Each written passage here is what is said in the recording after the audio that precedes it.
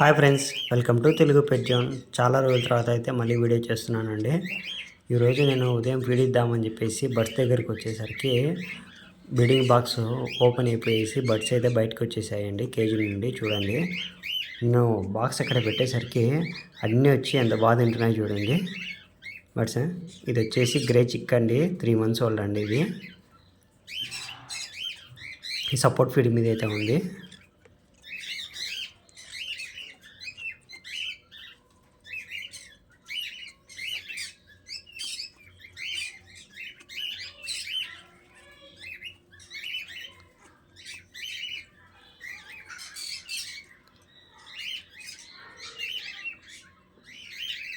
Grey చిక్ కూడా tamed అండి.